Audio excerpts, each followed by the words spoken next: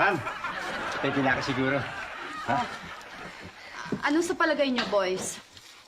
Ha? Basta na palagi, may experience ako eh. Nag-bodyguard na ako sa mayor eh. Anong nangyari sa mayor? Namatay ko yung mayor eh.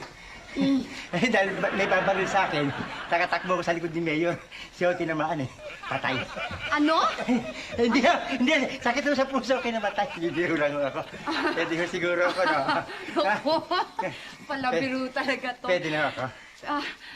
Pero talaga bang kilala niyo si Kevin? Bayaw niyo, kamo? Bayaw ko yun. Sa kung anong sabihin ko rin, sumusunod sa akin. Yan, laki ng takot sa akin yun eh. Pag nakita ka, sumasaludo sa akin yun eh. Ganun ba? Oo, ako bahala ako ron. Kaya ako na personal nag-volunteer na nakunin niyo ako eh. Para sa mga tao really, kaya-kaya niya. O sige.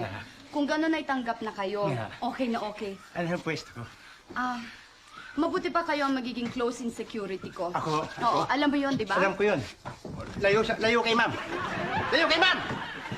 Layo kay ma'am! Ano bang ginagawa niyo? Close in security ho. Kailangan wala makakadikit sa inyo eh. Layo!